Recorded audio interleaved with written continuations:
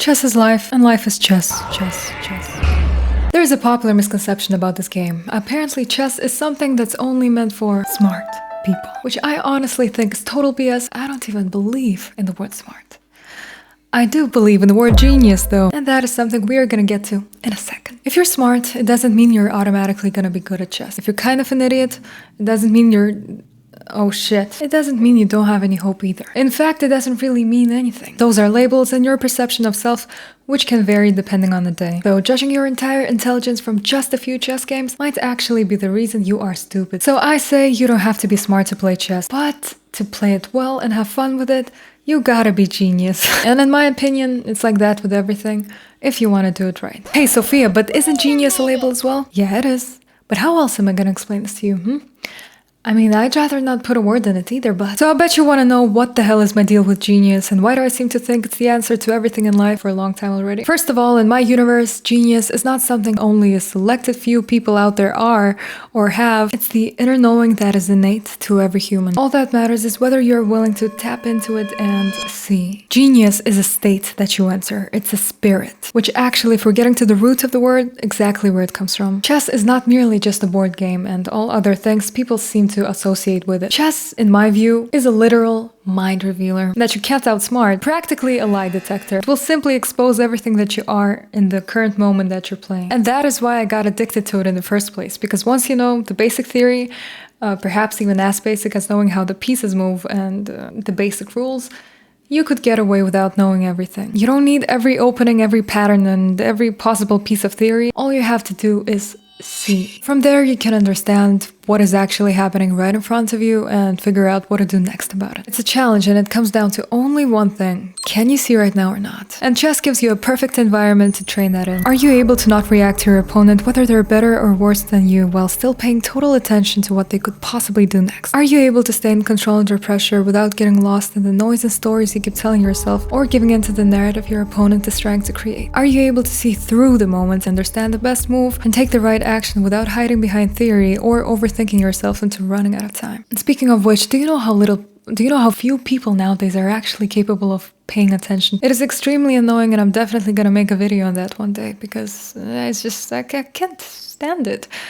I'm talking to a person and it feels like, who in the world am I having a conversation with? And you know what's so great about chess? Is that it's exactly what it forces you to do. To be present, to be there. In my opinion, a good chess game will not let any distraction slide. It's practically mind control training of mindfulness. Which, speaking of, there's a fantastic German series on Netflix called Murder Mindfully, which I really recommend. That's why impatient people lose, and that's why overthinkers lose, because the ability to stay present is rare and a skill, and it's even harder under pressure. The genius philosophy has been part of my life for a long time already, and if I had to define it in the simplest way possible today, it would be the ability to understand and execute. Of course, it has quite a lot of other sides and qualities, but it's a very long story, and the core of it might be actually just that. It's the idea that you have to be able to look at something, understand how it works, and actually make it work. Now, am I capable of understanding and executing anything I see? No, at least not yet, because if I was, I would have already mastered everything, become a millionaire, and basically cracked this entire game of life. But humans are imperfect, and yes, this mindset is quite idealistic. However, it's not about believing that you're literally capable of anything at any given time, because unfortunately,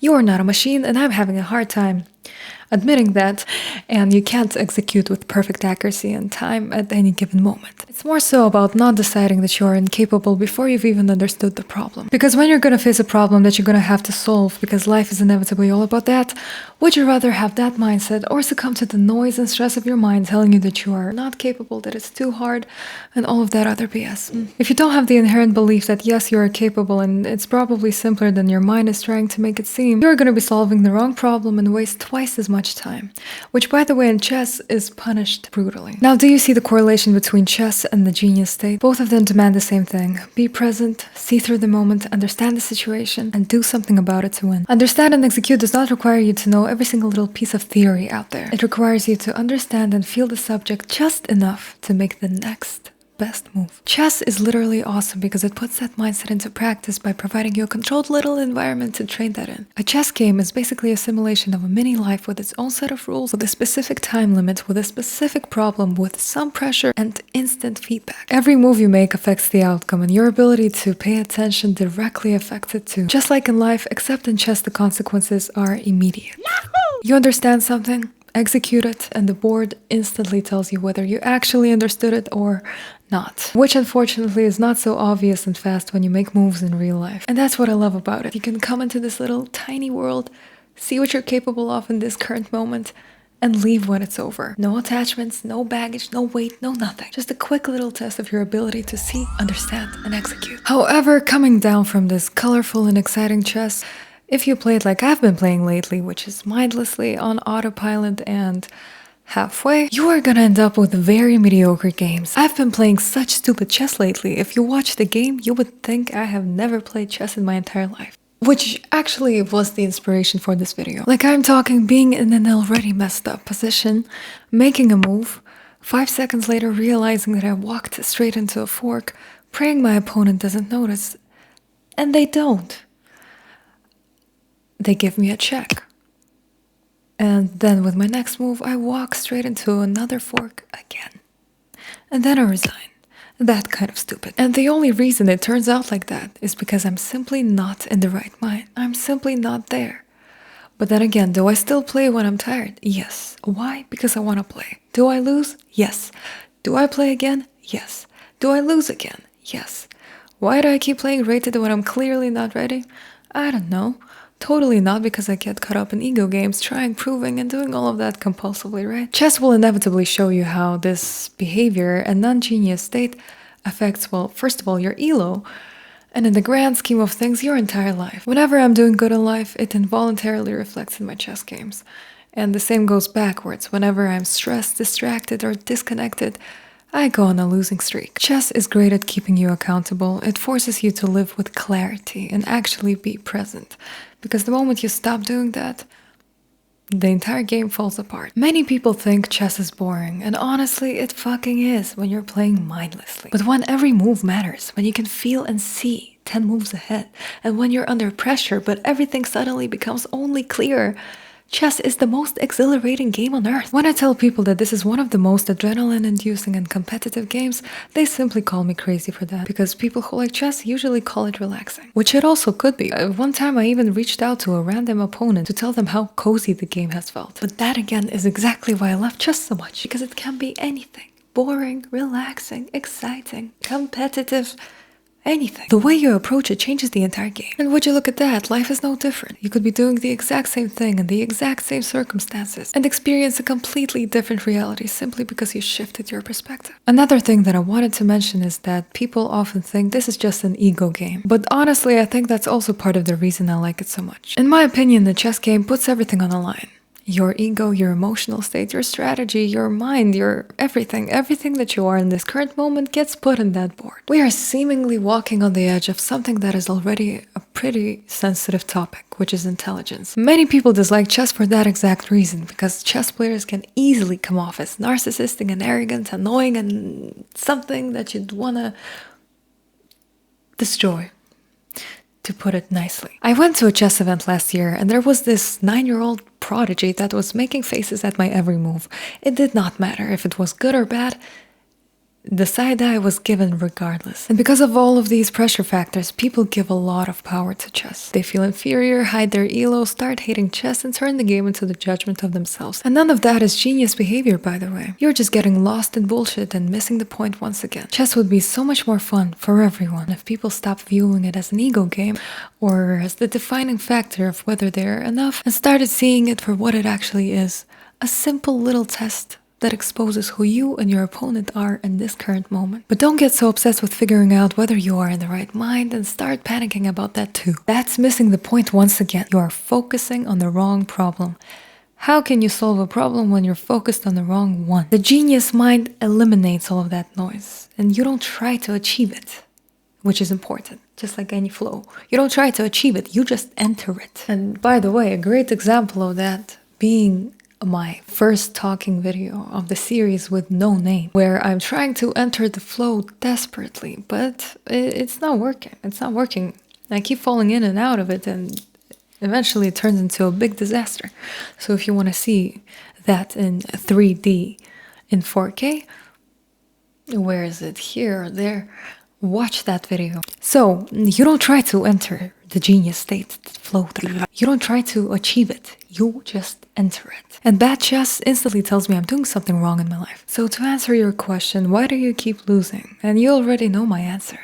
It's because you're not in the right mind. You're not in the right identity that's leading your approaches to your entire life. That shifts your perspective and hence outcomes. When you notice yourself playing from urgency, trying to prove something, or playing from any other emotion that is not stemming from your power, stop. Because if you don't, you will keep losing. You're tilting. You're consumed by noise. How are you going to understand and execute if you can't see? You are currently stuck in a trying position, in a reacting position. And until you exit that state, winning is going to be unnecessary hard, and it's not going to be fun either. Saying just one more game in this state is practically equivalent to gambling. You get the pseudo desire to keep playing, but it's actually fear in disguise. Ego, even. And from here, you either gotta find a way to switch into the genius mind if you really want to play, or sometimes, to be honest, you just gotta say, no, I am not ready to play right now, so I'm just gonna give up. Go home and sleep. Fuck it. Try again tomorrow. Sometimes you will play like a grandmaster. Sometimes you will play like an idiot. Both are part of the process, unfortunately. Of course, it would be best if you found a way to stay in the genius mind permanently. But if that was the case, don't you think it would be a little bit boring? It's all about the highs and lows after all, huh?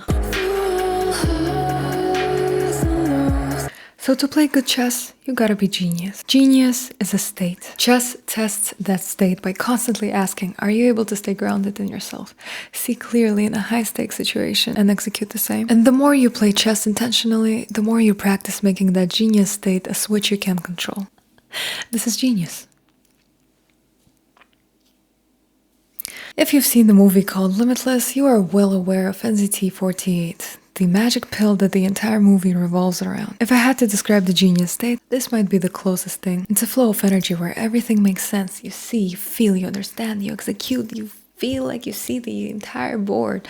You see everything, in fact. The only difference is the realization that you don't need anything from external to reach that state. Not to be an adverteaser, but my penultimate video was the first episode of the series called Demo Prod. And this is the series where I'm planning to make demos over and over again until I master the art of making music, or until you want me, I mean, I'll still make them, but if you want me to finish some song and release it officially, I might as well do that, but nobody gives a fuck so far, which is valid. So we're just going forward, even though it's slow, yeah, no. Oh my gosh, guys, it's 3 a.m. 3 a.m. I started at like 8, 7. What is going on? Okay. So, and the reason I'm mentioning this is because I feel like this song reflects the state where you don't have any option but to win.